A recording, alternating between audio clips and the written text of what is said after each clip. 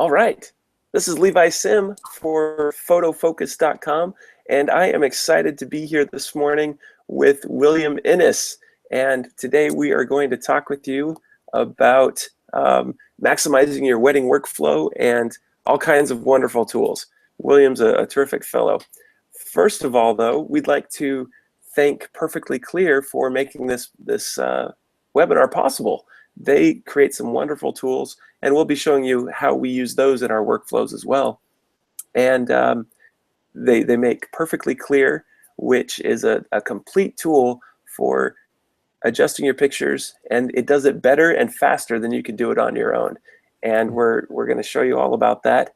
And we'll also show you how to get perfect exposure for free, which you can get at athentech.com. And we'll talk about that more too as the show goes on.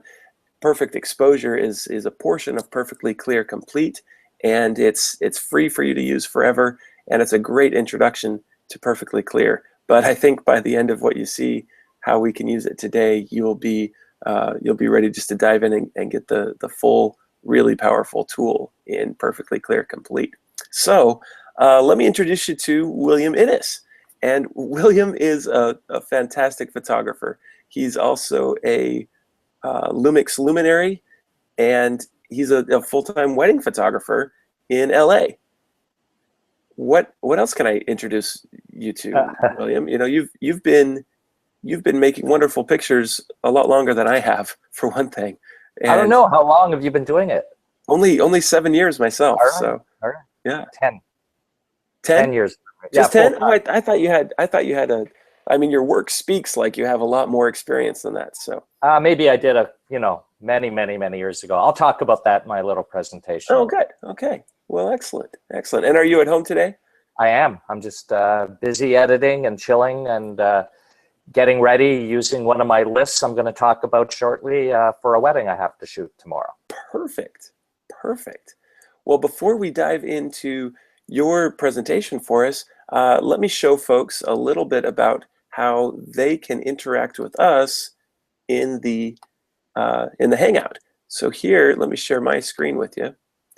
And let me swap to my view as well. There we go.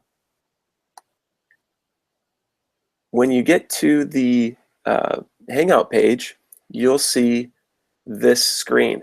And when you press play, this screen will go live. And then right up here, you'll see a Q&A button, or you'll see a little grid. And you just click on that grid and choose Q&A, and then you can enter our drawing for some free prizes. We're giving away a license of Perfectly Clear Complete, and also 2 licenses for Perfect Eyes, which is another marvelous portion of the tool that I just love to use. So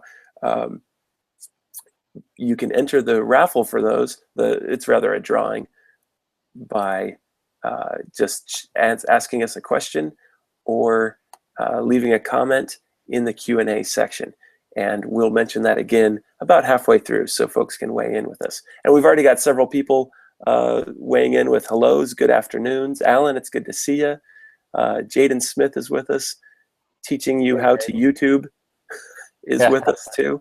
So thanks for joining us, guys. And everybody else who weighs in is automatically entered in our drawing for some free stuff.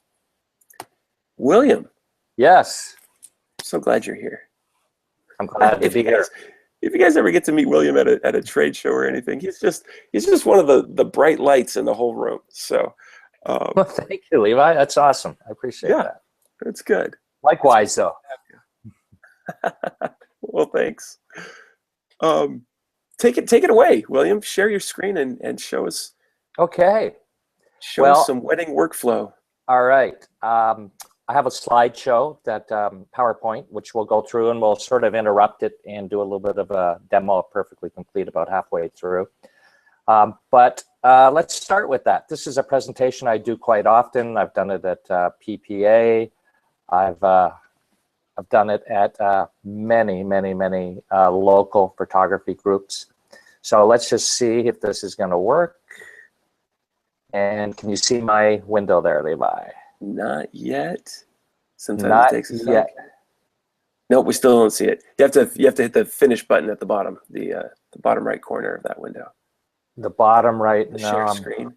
No? hang on. Nope, I'm not even on the green one yet. Share screen. Okay, up. It disappears. It keeps disappearing on me. All right, let's try one more time. Live TV. That's right. There's always something. There's always Okay, something. desktop. Start screen share. Perfect. What do you think? Now you can. Huh. We still don't see you. It worked before. It worked a moment ago. Yeah. I know. All right, I'm going to try one last time, Levi. Otherwise, I'm going to have to like start tap dancing or something. Okay, screen share. Yeah. Don't you love it when things, okay, so desktop. Aha, here we go. All right, hey. It's cooking. Love it. All right, let's do it. Okay. There we Now go. We got your desktop. There you go. Yes. All right, let's just put that on slider view to make it easy to get rid of all the noise beside it. And then we're good to go. All right. Excellent. That was Thank fun. you. All right. So today I do want to talk about workflow, but I have a program. I sort of changed the name a little bit for today's program, but it's usually called Autopilot. And we'll explain why I call it Autopilot in a minute. But I always love this quote that the first rule of any technology used in a business, that automation applied to an efficient operation will magnify the efficiency, whereas the second rule is that automation applied to an inefficient operation only magnifies that inefficiency. So I guess yeah, I love it. You know, what Bill's saying is you got to have a good system in place first. And then if you can apply some tools, which we're going to talk about today, to maybe automate or speed up that process, you'll be way on your way to like just sort of smoking it workflow wise. But if you're very disorganized and you don't do things the same way every time and you try to do some of this stuff, it's just going to become a bigger mess. right. So I'm just going to talk a little bit about, to answer your question about shooting and my background. When I was a teenager, my mom bought my dad a camera and I really got all in the photography. I had the dark room, shooting film. I just loved photography, never thinking I'd be a photographer. Right. And then I started a career in the aerospace business, which I know I don't look that old, but I spent about 30 years in the aerospace business. Really? Yeah. You don't look that old. Boy. Well, thank you. And somewhere along the way, I stopped taking pictures. Probably for a period of 12 to 13 years, I never took a photograph. My wife actually— Oh, me too. I was the same. 12 years without any pictures. Yeah, my wife documented my kids growing up. You know, she had the Kodak APS throwaway cameras, and she's the one who took all the pictures. Anyways, on about 1998, I was on a business trip in Washington, D.C., and I had a where you just came back from. Yes, this morning. This morning, I know. And I had an afternoon to kill, and I ended up passing a camera store, and I went in and impulse purchase. I came out with a Nikon N70 film camera, a flash, lens. Spent the whole night in a hotel room trying to figure out what TTL meant. And fast forward a year from there, so 1999, I had a Hasselblad X-Pan, I had a Nikon F100, I had every lens known to man, I had a Leica M6, I was all in. And the picture in front of you is what I thought I would do. I would be a landscape photographer. And this picture is sort of funny because I know a lot of people enter competitions. I don't, but this particular image I entered in our little community where I live, 70 people, and it scored 78. And then the year later, my wife encouraged me to enter it in a National Geographic contest, and it was in the top 10 out of 14,000. Wow. You know, drop the mic, and now I go back and I speak at the little group here, and I remind them of that every time. That, you know. So then what happened? So this is Greece, and this is shot around the year 2000 on film. So somewhere around the year 2000, maybe a little bit after that, I had a nephew up in Canada ask me to come up and photograph his wedding. And I bought a book written by Skip Cohen and Bambi Cantrell and went up and shot the wedding and loved weddings and thought that, you know, maybe when I retire someday, I'll shoot weddings. So what happened was about 10 years ago, I was running this business, and there was a day where the owner sort of like, I'll just be polite, he upset me. Come Monday morning, I was a wedding photographer. I had no clients. I was in Los Angeles. But anyways, here I am today, 10 years later. I'm shooting about 35 weddings a year. I love weddings. I also love travel. That's my passion. being sponsored by Panasonic Lumix really helps. I just got back from Vietnam 4 weeks ago where we went with a nonprofit, got to build a house for a family and shoot for Panasonic. It was awesome. So that's what I'm doing today. So what happened was when I came over from the aerospace business to photography, there were a lot of workflow practices in aerospace that I apply to my photography business. And I've developed those tools, and that's what I want to talk about today, and some of the software that I've discovered and just sort of the way I do things. And I hope that there's something to take away for everybody today. You don't have to do it exactly this way, but just to get you thinking about things. So with that said, quickly today I want to cover general workflow, production, which is everybody knows is post-production, a little bit of business, and a little bit on equipment. Awesome.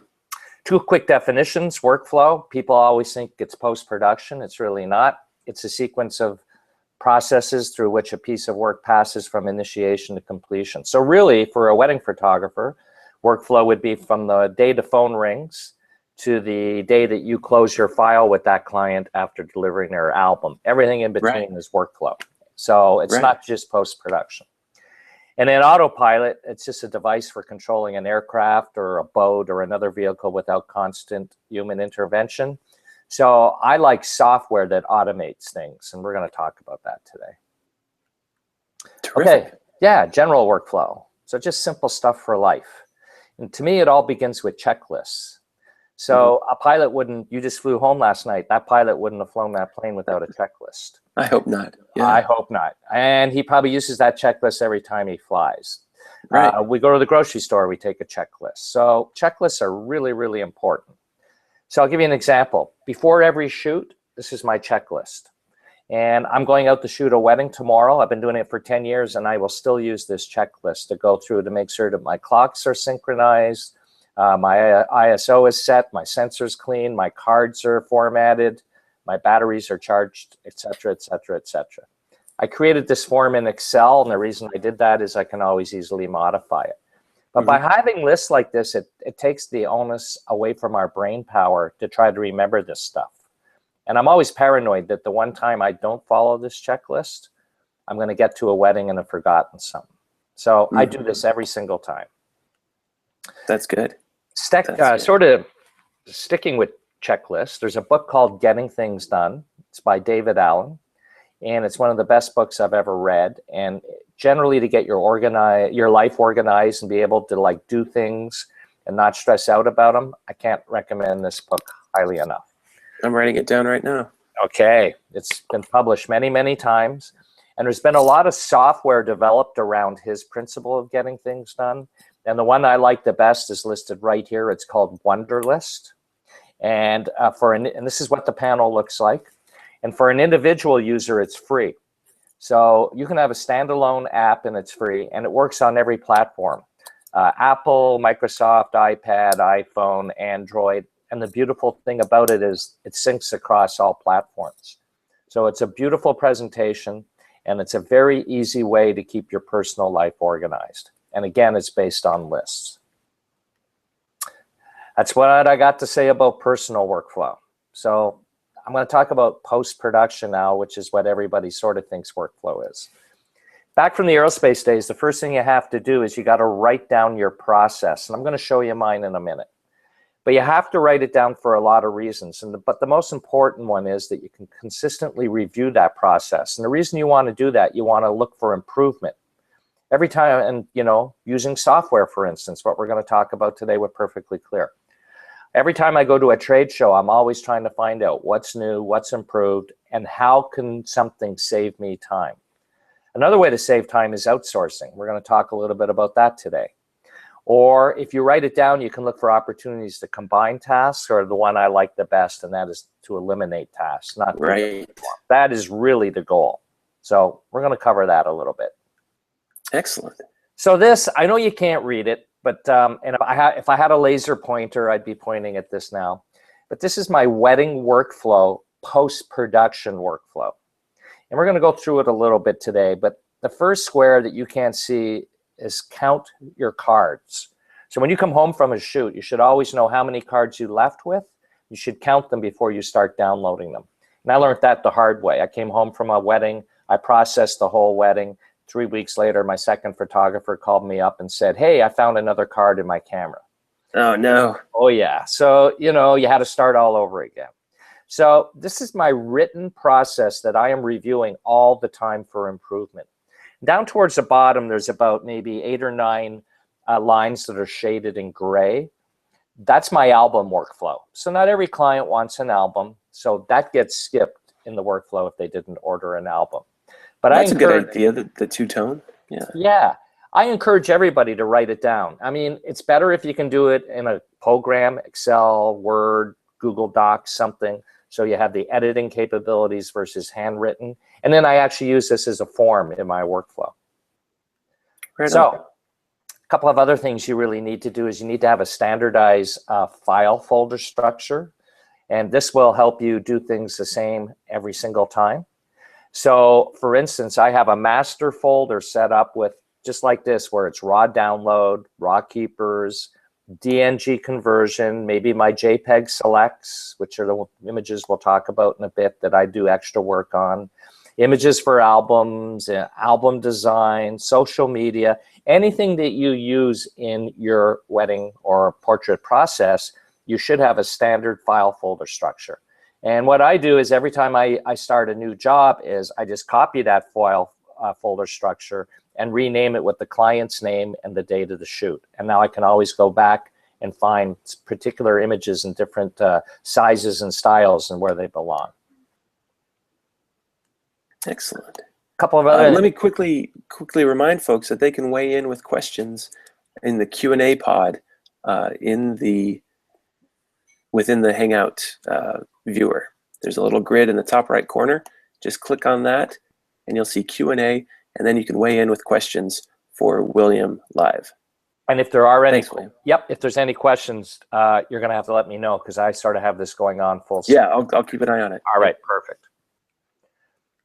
Couple of other things that amaze me about photographers is they'll be the first to run out and buy that new lens or new camera, and they'll be using a computer that's like 8 years old.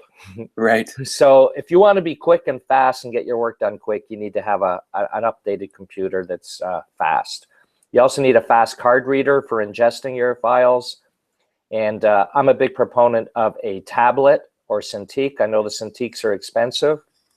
That's what I use to edit on. But a tablet would work great as well.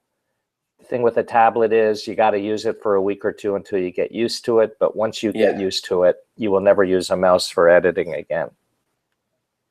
Okay, so we talked about that. You come back from a job, the first thing you got to do is count your cards. Then you need to import your images. Now, a lot of people import their images straight into Lightroom. And the problem with Lightroom is it's a great program. I use it, but it's very slow at rendering previews and being able to go from photo to photo to photo. So I use a program called Photo Mechanic. That's how I ingest my pictures, and I do my culling in Photo Mechanic as well, because it is the fastest program out there for opening raw files. As quick as I can hit the arrow key, I have a preview on my screen, whether it's a keeper or not a keeper. Yeah, so it's lightning quick. It is like scary quick. And you can do things like rename files with custom names using variables. You can add metadata. You can add keywords if you want. It's a very powerful program under the engine. It does a lot. The other thing I mentioned is I cull my images and I edit in. And basically editing in means that I tag, using the #1 key, the images I want to keep. Editing out would be tagging the pictures you want to throw away, but that wouldn't be more work in a wedding. By that I mean, if I come back from a wedding with 4,000 or 5,000 images, I only want to keep 800. So by hitting the #1 key on only the images I want to keep, I'm only going to have to hit that key 800 times. The other thing I tell people, and this sort of like scares some people, is you got to be fearless when you're culling. I can come back from a wedding, 5,000 images, I can get it down to 800 photos in less than an hour. Yeah. I know, and part of that is when you get to the family photos, and the first family photo where the bride and groom are smiling and everybody else has a good expression, mom, dad, siblings, whoever, I hit the #1 key and that is a keeper. and I don't even look at the other family photos. Oh man, yeah. I Okay. blow by them. Okay. I know I got a great image. I know I'm going to deliver a great image to the clients. When I see other people culling, they will go back and forth between those 3 or 4 family pictures they shot, and they are so indecisive. And when I talk about this with a live audience, I always see people's heads nodding up and down because they know they do that. Yeah, I'm nodding right now because I did the same thing. Yep. Yeah. So it's one of those habits that if you really want to be quick and efficient, you really sort of have to be fearless. And at the end of the day, the way I feel about it is, look, my clients don't know that other photo existed. And it's not like I'm giving them a lousy picture. Right. I'm giving them a great family photo that they're going to have forever. It's just the first one where everybody looks good. That's the one I choose. So now I import my raw files into Lightroom. The second bullet here is an ongoing argument whether you should have one full catalog for all your work or separate catalogs. For weddings, I'm a proponent of separate catalogs. I create a separate catalog for each wedding. It's easier to move around. It's easier to back up for me. And then I outsource, we're going to talk about that, my color correction. It's easier to send a catalog file in the Smart Previews to my outsourcer to do that work. All my other pictures, I do keep one catalog, and I do keyword my personal photos and my commercial work so I can easily find it. But typically a wedding starts and maybe a year later you're done with it, and then I can archive it. So, and especially with so many images in a wedding, I just don't want to keep one large catalog file. So for weddings, separate catalog for each and every job. You also need to create Smart Previews on import, and that screen is over here in the upper right-hand corner of the import window on Lightroom. The reason why is we're going to use those Smart Previews to get some work done for us. Cool. All right, take a quick business break here for 1 second. Yes. And here it is. 2 rates. What I always ask people, what is your time worth, Levi? You know, all photographers I like to have a published shooting rate, and I use $325 an hour. But then you do other stuff in your business, don't you? You sit in front of the computer, you're editing, you're answering the phone, you're replying to emails, maybe you're balancing your bank statement. What's your time worth for that? If you had to pay yourself and include Social Security and unemployment insurance and medical benefits and everything, what would that hourly rate be? So I came up with a rate for me of $75 an hour. When I'm shooting, my published rate for clients is $325, but when I'm sitting here today editing, it's $75 an hour. And the reason I came up with that number is we're going to talk about decision-making points for outsourcing. So a couple of things to consider is there's a business term called opportunity cost. Yes. Yes, and an opportunity cost is a benefit, profit, or value of something that must be given up to acquire or achieve something else. So let me give you an example. If I was to have 800 wedding images and I need to edit them all in Lightroom, it might take me 6, 7, 8 hours to do that. My opportunity cost is giving up time to have my grandkids come over and play with today because I'll have to be doing that. Or, as I like to tell people, the opportunity cost could be you're not going to have any time to do marketing. So people always ask how I grow my business. I do a lot of marketing, and the reason why is I have time to do marketing. So that's the opportunity cost. You can only do one thing. You can't really be doing 2 things at the same time. So I outsource my raw processing. And the reason I do is using that $75 an hour. If it was taking me 10 hours, that would be $750. If it was taking me half of that, 5 hours, it'd be $325. But imagine if I could send those images out and have it done for $180. Then it's a simple business decision for me. And I've always done that. I've done that with album design. I've done that with social media. I'm like, $75 an hour. Can I do it cheaper or less than $75 an hour? If the answer is yes, I do it myself. If the answer is no, I send it out and outsource it. Oh, that's a great idea. Or the other thing I tell people, if you absolutely hate doing something, then outsource it, because you just don't want that negative energy of sitting there for a long time having to do something you absolutely hate. Maybe it's accounting. Get a bookkeeper. So if you can't do it for 75 or you hate doing it, get rid of it. Otherwise, do it yourself. So I'll give you an example. I send out my 800 images to this company called Photo Fafa. I get color done. They do exposure, clarity, noise. And at the end of the day, well, a couple of days actually, they send me back a Lightroom catalog file.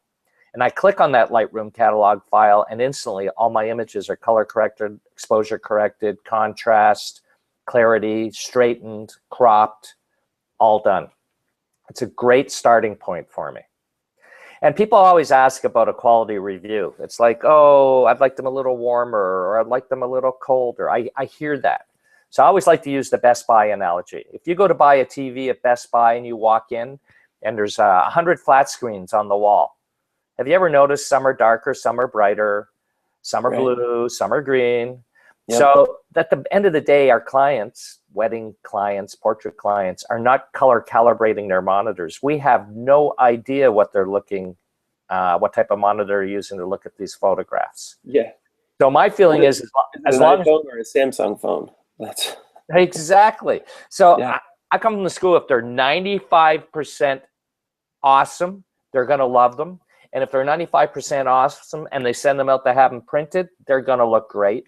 Or if I send them to my lab and have them printed, they're going to look great. I don't even need color correction. I color calibrate my monitor. So I know they're going to be good. Right. Okay. So quick question. Yes. Quick question related to that from Jose. He says, do you find typically inconsistencies as you go through your workflow, or do you do kind of a formal review to find the inefficiencies and streamline the workflow, or both?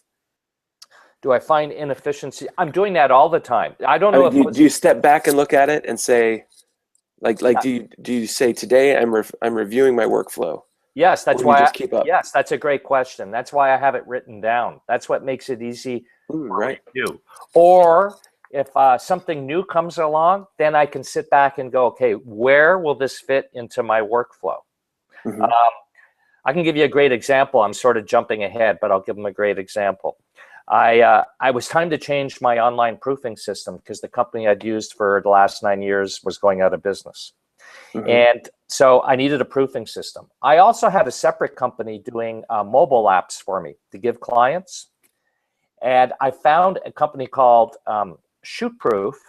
And when I was talking to them, they had mobile apps built into their online web galleries. So I had, looking back at that written process I knew exactly how I could now add that into that process and eliminate a line, because now one solution did both. It did my online galleries and it did my mobile apps. I didn't have to use two separate programs, two separate vendors to do that. Oh, so, man, you're blowing my mind with that idea. Just because as I walk around a trade show, now I can see exactly where things will fit in my life, because you're so familiar with your list and with your workflow. Yes, you always have to have it written down. It's so simple to do. All right, I'll change. I hope that answers Jose's question. Yeah, no, that sounds really good. Thank you. All right. So I get this catalog file back from Photo Fafa. I click on it, and like I mentioned, magically all my pictures are corrected, and it's a great starting point. I do a quick review again, and I would delete any bad images that maybe I missed the first time. I'll tag selects using the number 6 key, which is red for me, but you can do it any way you want. And normally I do like 30 selects, and selects are pictures that I'm going to probably work on in Photoshop for various reasons we'll talk about. And then the other thing I do is I rename the folders. I have a preset done in Lightroom. I rename the pictures, I'm sorry, with a preset, and I add four like 0001, 0002. They're all sequential. And then I use a third-party program later on to eliminate the front part of the file name. So the files that I'm giving clients are all sequential. And the reason I do that is that there's no holes in there. Because if people were to get their folder and they had files and it was like picture 900 and then picture 980, psychologically they're going to be thinking, well, what happened to the other 79 pictures? What am I missing? But if they're all sequential, it sort of takes away from that mindset with clients. Okay, so this is my biggest secret. And, you know, we were talking about Perfectly Clear Complete today, and it blew my mind when it came out. I used to use a standalone app years ago. They even have a mobile app I use on my phone for one click fixing pictures. But the greatest thing that came about with Perfectly Clear Complete is two things. It can be used as a plugin for Lightroom, which is what I want to talk about now, or it can also be used as a filter plugin with Photoshop. But when I talk to people, and let's just skip to this screen for a second here. This is my flow for post-production. This is the screen on Perfectly Complete. So when I sit in front of people and task them, if you could export pictures out of Lightroom, and in doing so, you could smooth the skin, you can whiten the teeth, you can slim the face, you can enhance the eyes, you can remove dark circles under the eyes, and you can put catch lights in those eyes. And maybe even correct, you know, if you photograph purple, the bridesmaids' dresses are purple and they often come out as blue. Right. If you could fix that with one click and every single photo coming out of Lightroom, all 800, have that done to it, people are blown away. And that's what you can do with Perfectly Clear. So my proofs, now the way to do it is you got to develop your own preset. It's like all things are good in small doses. So you sort of play around with it till you get something you really like and you save it as a custom preset. And then when I export all my JPEGs out of Lightroom for my clients, the proofs I'm going to give them, I apply that preset using Perfectly Clear. And I would like to sit here today and say my proofs that I give clients look way better than 99% of my competition because they're not using Perfectly Clear. Right. Mine look awesome. And I don't know if this is a good place for maybe you to jump in and just sort of like do a little demo. Yeah, why don't I show how we create a preset and then also how we can do a batch export for proofs. All right. Should I exit my? Yep. Does that fit? Yeah. Yeah, you exit yours so you can see mine. And I think everybody should be seeing my screen now. Yep, there we go. And this is the default screen that we see when we come in. We see the presets over here on the right side, and then you can just choose any of these. I usually start with Beautify. Where do you begin, William? Did I lose you? Did I lose me? William, can you hear me?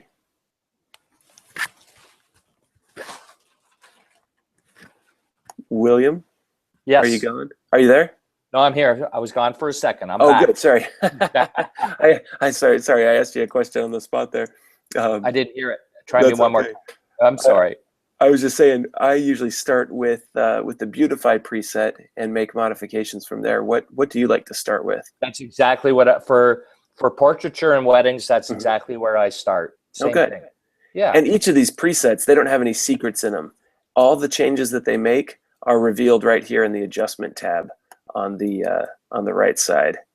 Oops, let me make sure. There we go. Now everyone's seeing my screen. These are the presets, and there's no secrets. You just click on the adjustment tab, and you can see all the sliders, and each of those presets just moves these same sliders to a starting point. And with portraits and things, there's a whole section down here for working on the faces and the eyes, and you just move the sliders around, and when it looks good, you just hit create and create your own preset. And so I usually open one of the pictures from the set of the wedding or my headshots or my family pictures, and I create one, and then I name it for that family, and then when I get back to Lightroom, it's available to me. And we could go into the nitty gritty here, but we've got several other webinars that demonstrate these in depth. But let me just show you some of the starting points.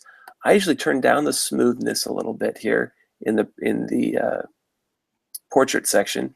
And the skin tone is a remarkable tool for eliminating redness in faces. And so if I come over here and hover on the photograph and click, or switch to this before and after view, we can see what's happening. And it's clearing up skin. It's touching up dark circles under the eyes, sharpening the eyes a bit. I might even get some benefit from using the teeth whitening if I turn this up a little ways. Yeah. Yep, excellent. And so I've got full control over these things here. Perfectly smooth, this slider affects the fine details in skin. And you want to be gentle with the smoothness slider.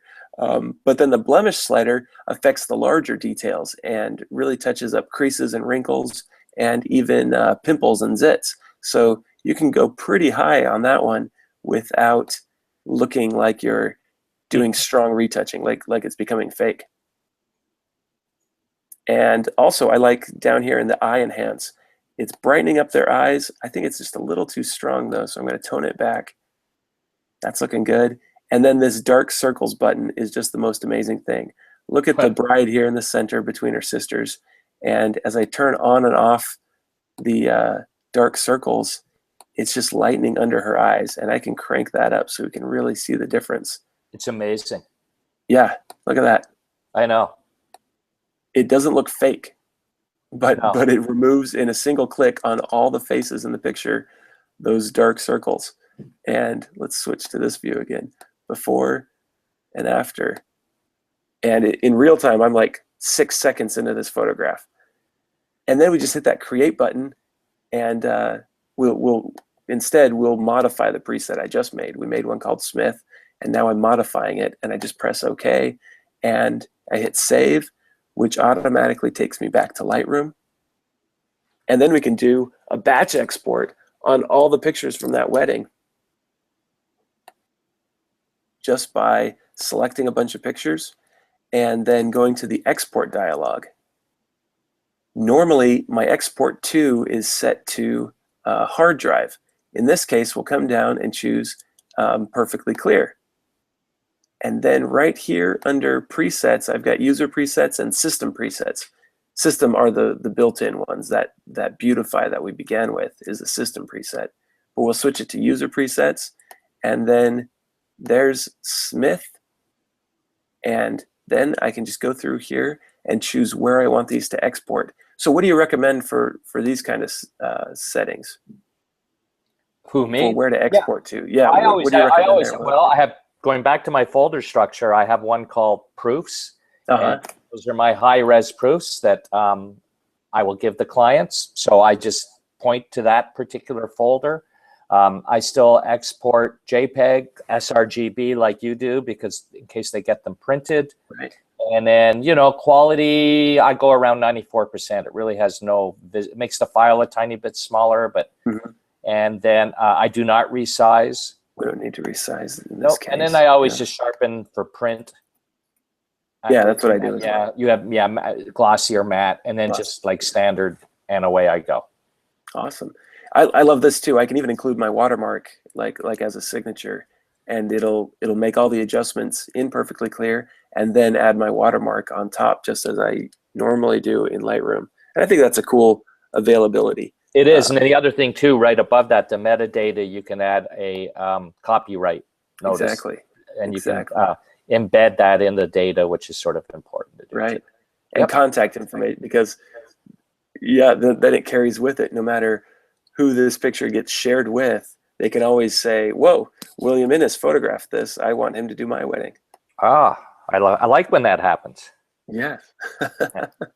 That's great. And you just hit export, and then these start exporting in the background, and you can continue culling another wedding or something. You can. It's amazing. It truly, the photos that come out are amazing. Yeah, it's incredible. All right. Let's take a quick sponsor break too. And so that software I was just showing you is called Perfectly Clear, and it's made by a company called Athentech. And Athentech is a sponsor for us today, and they're making it possible for William and I to broadcast and share William's wonderful wedding workflow with you.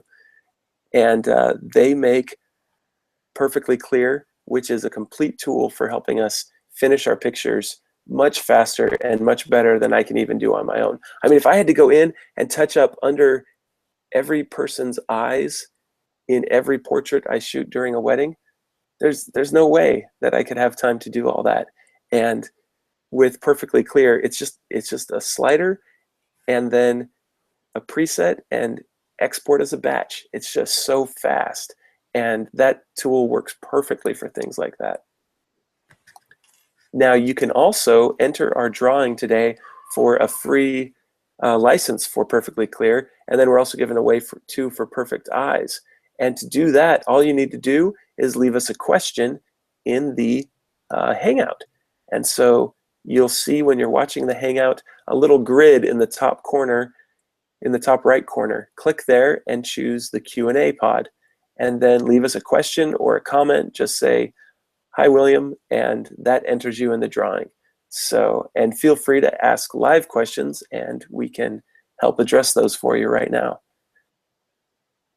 Thanks. I'm so glad you're here, William. Back to you. Show us what else you've got for us. All right. Help us continue to work over our workflows. Okay, let's see if I can get back to my screen now. Yeah, you're still screen sharing, so just switch to your other window. Oh, there we go. Can you see that now? Yes. All right, perfect. So I'm just going to go back to view slideshow. All right. Oh, I'm way at the beginning. Go figure. Oh, no. I'll whiz through it really quick. It won't take long. Okay. I'll just, airtime, more advertising. There we go. All right. So here we are. So this is the screen that you did a great job demoing. Another one I love is we didn't talk about was the catch lights at the bottom with Perfectly Clear. Oh, yes, right. You can actually choose what type of catch lights you like, whether they be outdoors or an umbrella, softbox, and the degree, how much they will show in the eye. And catch lights are important. It really shows life and makes a big difference between an okay photo and a great photo if it has catch lights. So being able to do that automatically, pretty amazing. Absolutely. Okay, so this is sort of a little bit of humor. I know I'm doing a pretty sort of dry slide presentation, but a couple of years ago, after a presentation, somebody told me that photographers want to see photographs. So here is my photo du jour. This is from a wedding I shot. I believe this was like 4 weeks ago. And this was output using Perfectly Clear. And as you can see, the color's amazing and the skin's amazing, and it just looks great. So that's my image. Thank you. You're welcome. Now back to the show. Hey, quick question related to Perfectly Clear. Yeah. What does that light diffusion option do in the portrait section? Why don't you answer that? Because that's sure. It's a really cool little tool. It kind of eases the transition between lights and darks in the photograph, and it kind of makes it look like like if you're standing in bright sunlight with bright light shining on somebody's face, it eases the shadows. I don't know any other tool that does this, and it's not for every photograph, but I use it a lot in a lot of my photographs, and I even use it in landscapes very frequently to kind of soften the light in the entire photograph. I can't do that in Lightroom or Photoshop, and it's a pretty cool tool. Thanks for asking that, Fran. And one more question for you. Oh, go ahead. Nope, I was just going to say I'm going to talk about that, and this is when I would use it. But let's answer the other question, and I'll talk about that. Oh, good.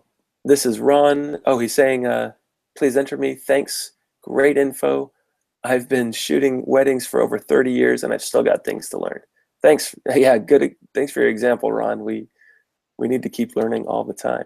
I appreciate that, Ron. That's one of the things I love about the photography business is you can always learn something new. That's what makes it interesting for me. I just wrote an article for somebody else yesterday, and that's sort of what I talked about, that it's what makes it exciting. It's never going to stay the same. So keep learning.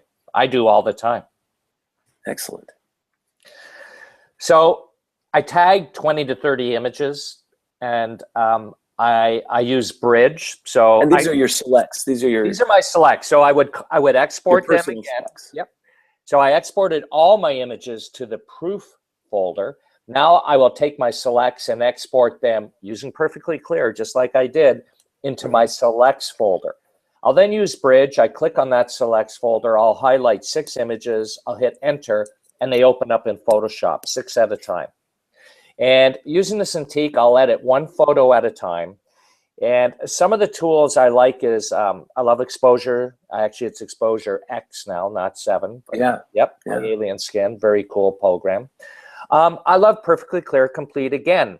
And I'll call it up, but this time, just like you said with light diffusion, I will play with the sliders specifically to get a look on that particular image.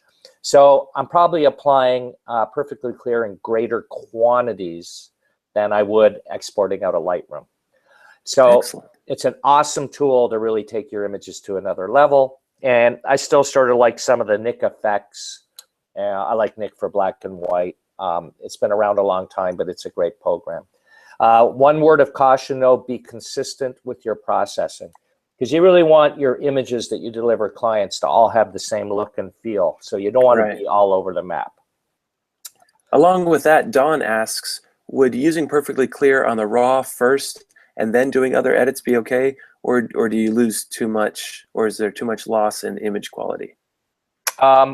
I've never done it on RAW. I've only done it on JPEG or exporting as I'm converting from RAW to JPEG. And I would imagine, I really don't know, that's a great question, but I would imagine behind the scenes in Lightroom, it converts the RAW file to JPEG and then probably applies the Perfectly Clear processing as a final step to the file. That's right. That's right. Or you can choose to do it as a TIFF file instead of a JPEG. You can do it as a TIFF file. And the TIFF would maintain any of the image quality that you might be concerned with. But would you agree, William, that photographers probably worry too much about image quality loss and not enough you just about took the words out of my mind. Yes. I even convert, and I'm still on the fence. I've been all over in this for the longest time. I've been converting my RAW files to DNG compressed. I do the same. And you know, there's pros and cons. So you might lose a tiny bit of quality. And then, you know, I edit my photos as JPEGs after they're exported, maybe once or twice, open save. But I've never had a client come back to me and go, oh, this file is like a wedding client. This file is deteriorated and I'm not happy with it. Now, exactly. If you're shooting for Vogue magazine or a large advertiser, then you want to work as much as you can in RAW, maybe export, like you say, to TIFF so there's more data. I totally get it. But for what I'm doing, I want it to be quick and I want it to be easy. So I have no concerns with the files degrading. I realized when I quit my job, or like you, when I quit my job too to be a full-time photographer, I realized I didn't have brain time to study and research things like that anymore. I just had to produce and take care of my family, and the image quality loss over opening JPEGs thousands of times doesn't affect my income. No, I know, but you're right. Photographers but sort of great question. We love to consider that stuff. So good question, though. Yeah, take it away again there, William. Okay, so I just want to talk quickly about Photoshop speed. When I first started this business 10 years ago, I think everybody loved Photoshop, and the problem was being ADD, and I'm sure a lot of photographers have that a little bit. It was so easy for me to spend half an hour on a photo or get lost in a photo. Right. The problem was you would be like 5 hours of work and retouched 4 images, and you're not making any money.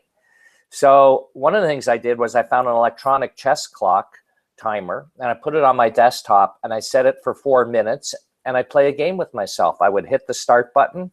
I'd start editing a photo, and when the buzzer went off, I had to stop. That was it. I wasn't allowed doing any more to that photo. And it just trained me to be super, super quick editing pictures.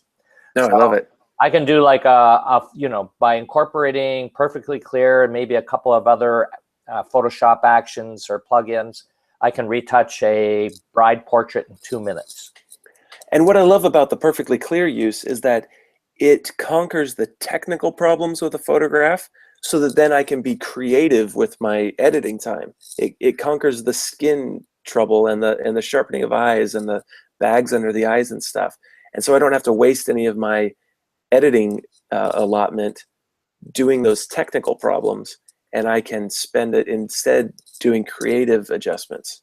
That's a great comment. So you got to be quick if you want to make money. I mentioned before shortening the file names to only 4 places. I'm both Mac and PC, but I edit on a PC because I build my own. So there's a PC program called Bulk Renamer.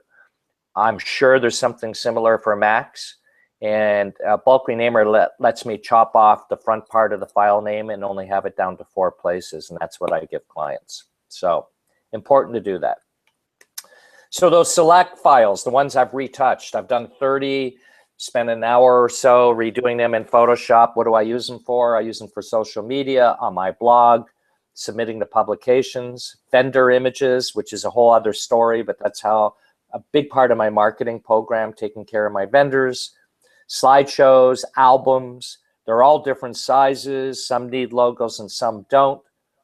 So how do I handle all those different requirements? There's a program out there called Fundy Designer. Does a lot of great things. Yep. Yeah. But it'll export multiple sized images and you can brand them with your logo or not. It creates blog collages for blogs, which is awesome. And with their new version 7, you can design an album literally in seconds on auto design. Or if you want to be a little bit more creative, we're still only talking minutes. So we'll talk about that a little bit. So quickly, this is sort of what I do. Once I have those images, I can do a blog post in maybe 5 or 10 minutes. I'm not a very good writer, so I can post the images easily in 5 minutes and another 5 depending how much I want to write. I can post photos to Facebook in 5 minutes. I can submit for publication. The reason it takes 15 minutes is I already have my images resized by using Fundy Designer, but I use a service called Too Bright Lights. And they want to know the bride's name, phone number, colors, story, time of year. So there's a lot of data to put in. So that's why it takes 15 minutes. And I don't submit every wedding. I make a slideshow using ProShow Web, excuse me, for every client. They don't know they're getting it till the end. It's like a surprise. Cool. But I think 15 minutes is an exaggeration. It's probably more like 10 minutes. I create Facebook timelines. I bought this little Facebook timeline template on Etsy. I think I paid $5 for it. And I can drop pictures from my client's wedding day in there and maybe a logo. And I send it to them and some people use it, some don't. I create a online gallery using Shootproof, very easy. The mobile app I talked about, so those two are actually connected. And then album design, I put 15 minutes, but it's probably down to 10 now with the new version. It's incredible how fast that is. Yeah. It's unbelievable. A quick comment about that. Remember going back to the $75 an hour, I used to hate designing albums because I'm indecisive. Templates don't work because I would never have the right ratio of horizontals or verticals. I would always be second guessing. It would take me hours using other programs to design albums. So years ago, I decided $75 an hour. It's taking me like 4 hours. That's $300. I could get somebody for $150 outside to design an album for me. So I used to pay to have my albums designed. But then I discovered Fundy, bought it, and it's literally minutes now. And I actually enjoy designing them. And if you have to make a change, it's so easy to do. So here's a couple of quick examples. This is what an online gallery looks like with Shootproof. This is the screen for ProShow Web. You can fine tune your web shows if you want, but I just use the default. I just drag pictures in there. I make a title page, pick one of their songs, hit go, send it to my clients, literally minutes. Clients love it. This is new version 7. I was just playing yesterday with the auto design. I just loaded these black and white photos. I hit auto design, and this popped up literally like in 10 seconds. So pretty cool. And you have the ability to go in and fine tune it. before we finish up, some other tasks I like to do on post-production is backup images to hard drives. And I use these little things called Blacks, B-L-A-C-X. There are other brands out there, and they're little devices that you can plug into your computer using a USB 3 cord, and you can hot swap hard drives. So they're great for using raw hard drives, because the problem used to be with all those externals, you'd have 10 external hard drives and 10 power cords, and none of them ever matched. And you're always trying to figure out which power cord goes with the, it was pain. With these things, I just buy cases, and I buy raw hard drives, which are so cheap today. And that's how I do all my backups. Interesting. I use a similar tool in a Drobo Mini, and it allows for similar plug and play kind of thing. Yeah, it's the way you got to do it today. I create a client USB drive. I don't deliver on DVDs anymore. And another little tip is I have a folder on my desktop called Favorites 2016. And from every job I do, I'll look at those 30 selects, and I'll pick 4 or 5 of my favorites, and I'll copy them over to the 2016 folder. That folder's for every year. So when friends call me and go, hey, can you send me a couple of images, or I want to update my website, or I want to use an image for marketing, I always go to the latest year. It's my current work, and it's my best work. It's easy to get to. I was going to ask you about that, because if you use separate catalogs for each wedding client, that's how I do it. Yeah, you can't just find your best pictures all in one catalog. So that's a great solution. That's how I do it for weddings, exactly. Printing, I have a big X through ink. I do none of my own printing. I haven't bought a photographic printer since the year 2000, maybe even longer. I use a lab. It's never cheaper.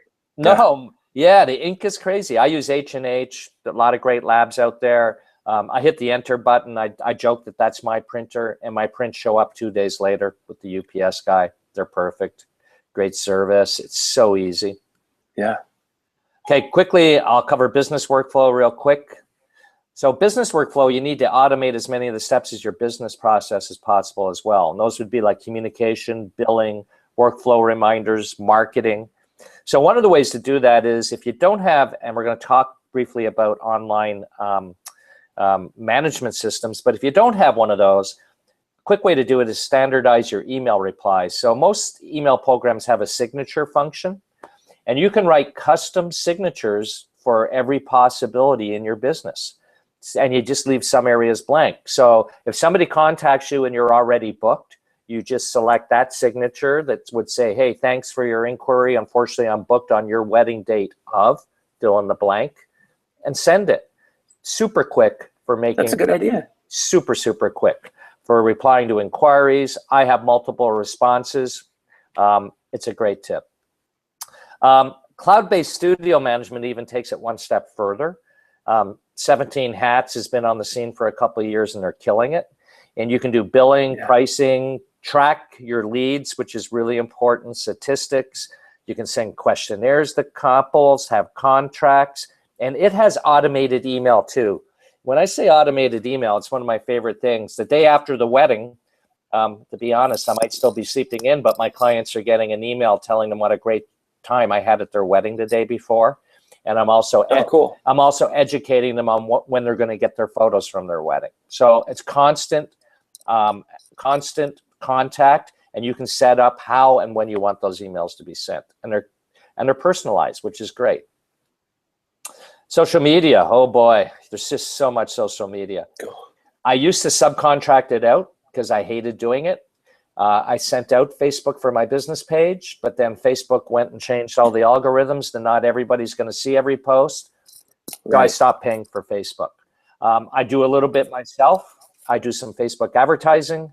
My wife loves Pinterest, so she does my Pinterest account. All I do is I have a little Dropbox folder. I take my 30 selects from every wedding. I drop it in that Dropbox folder, and when my wife's not busy, she'll go in there and post those pictures on Pinterest for me. And, that's great. Yeah, and as a photographer, I love Instagram, so I do that myself. Quickly, equipment. I tell people to know your camera, keep it simple. I know I get a lot of arguments for this, but I use auto white balance because I don't want to be thinking about it. And I send all my pictures out to be color corrected anyway, so I don't have to worry about it. Manual mode all day long. It's the only way to be consistent. If you're on a auto mode like aperture priority or something and you slightly turn, the computer is going to make a different calculation. You're going to get a slightly different exposure and your photos won't be consistent. And plus with your camera, you see exactly the exposure as you're looking through the viewfinder anyway. I do, or on the back of the screen. I do. Yeah. I do, which is pretty awesome. Yeah. And every camera I own, I have converted to back button focus. And if you don't know what that is, we don't have enough time to go into it, but you should Google it. You should try it, and you should practice it for a week because it does take a little bit of getting used to. Mm-hmm. But once you do, your thumb focuses and your index finger takes pictures, and that's the way it should be. Quickly, equipment. You brought it up, mirrorless equipment, Lumix. I love it because of the size and weight, simple to operate. Another cool feature, what you mentioned, if I set it in black and white mode and I look through the viewfinder, I'm actually seeing in black and white. So I know I can compose in black and white. You know what I'm talking about. It's great. And then they also shoot 4K video. They have 4K photo mode. They have a new one where you can selectively choose what area of the image you want to be in focus after taking the picture and save that as an 8 megapixel image in the camera. It's pretty scary. Right. So that's it. Going back to Perfectly Clear, there is a code. It's 20% off. The code is Innis Weddings. I think this is going to run for like about 2 weeks. And this is a new deal because they've never offered discount codes before. And so not only did they recently drop the price from $200 to $149, but now Innis Weddings, you can get an extra 20% off and play the best tool. Yeah. And to say Perfectly Clear Complete is for both. It's more, you don't have to buy a separate Lightroom plugin and have a Photoshop filter plugin. Perfectly Clear Complete is both. So for that price and 20% off, you're getting it for Lightroom and for Photoshop, which is a pretty awesome deal. That's right. And as we wrap up, if you haven't made a comment or asked a question, please do so that we can enter you in the drawing for a copy of Perfectly Clear Complete and also a couple of other plugins. The Perfect Eyes is also up for grabs. So we've got 3 of those to give away, so it's winding down to last chance to leave us a comment or question.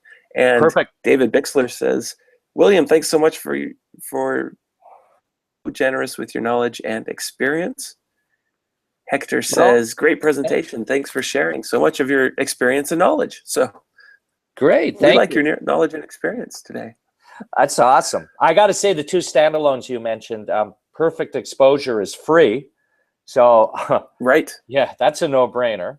And then Perfect Eyes, which is a standalone, is amazing if you're doing a lot of portrait work. But once you use those 2, you're going to want the whole suite anyways for all the other things too that it creates. And I should mention that Perfect Eyes and Perfect Exposure come in the Perfect Complete as well. So that's the code. Perfect. I just want to close with one more thing. Tasks done on autopilot don't use up our stockpile of energy like tasks that have to be consciously completed. So if you can have a workflow and have it written down and do it the same way every time, and by having it written down, you do not have to remember it, because trying to remember things in your brain sucks out energy like there's no tomorrow. So being organized and automated is the way to go. And that's it. No, I love it. Thank you so much, William. You've really helped me see some weaknesses in my workflow, and I'm not a all the time wedding shooter, but the things you're talking about absolutely apply for all kinds of photography, checklists, and the culling style that you do. I've got a question for you. I don't know. Sure. Maybe it was kind of a new idea for myself doing it, and wrote an article about it. But I'm culling backwards now. I'm starting at the end of my shoot and working to the front, because you don't keep shooting after you get the good picture, and the good picture is always the last one. So I'm starting with the best ones and working my way to the less good pictures. And Have you ever considered something like that? I have not, but that's a brilliant idea. There's a, who are they called up in Canada? Two Men, TWOMANN. They're crazy wedding photographers. They'll come home with 14,000 images from a wedding. Wow. And I've heard them, I know, and I've heard them speak, and I've read their articles, and they'll be like, okay, we're at a wedding, we're on the dance floor, something crazy is going to happen. And they'll end up taking like 80 images till they get the one they want. But it's crazy. Wow. It's like Fearless. Yeah. They belong to Fearless. So to your point, you're right. They're dialing it in, and they're dialing in the lighting, and they're taking another shot and working it. Then they get the killer image. So you're right. It would be the last one. That's a good idea. I'm going to give that a shot. Yeah, I just hit the A to Z button and switch to Z to A in Lightroom. Sure, I like it. Try it out. Very good idea. Jose liked your suggestion for signatures, the email signatures. Yeah, that's a great idea. I hadn't considered before, just automating my responses like that. Yeah, just right, because you're always typing the same thing, and make them personable. And you can edit them a little bit, but now you're not typing. And I'm not the greatest keyboardist anyway, so. If nothing else, you could just write them down and keep them on a note on the desktop and copy and paste. And you can do that too if you wanted. That's another way of doing it. Yep. Good ideas. Well, thank you so much for joining us, William. I want to respect your time. We're pushing over an hour here, so let's draw a couple of names for winners. And winner for a perfectly clear complete is going to be, let's see, it's going to be, Jose Garcia. Hey, you're still here. Awesome. Yeah, leave us another comment and tell me you're still here. And then we've got perfect eyes to give away, 2 of those. Let's give one to, let me redraw. Hector Reyes for perfect eyes. Thank you so much for tuning in with us, Hector. And then also Don Willis. So if Don and Hector and Jose are still here, please just leave us another comment and tell me you're in the room. And yeah, there's David still here. And then just send me an email, levi@photofocus.com, and I will send you license codes for your winning plugin. And thank you so much for joining us. David Bixler says your advice on creating checklists is brilliant. Understanding everyone's workflow will be different.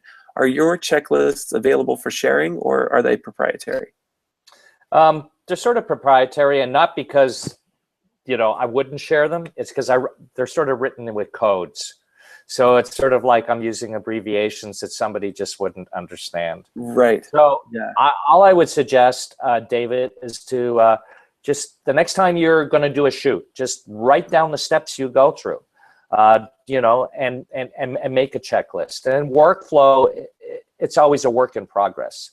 So write it down, keep it in front of you, and you're going to be missing steps that you're going to think of and add later. And then once you have it done, you'll be able to go in and edit it and work on it for continuous improvement. Excellent. Thank you.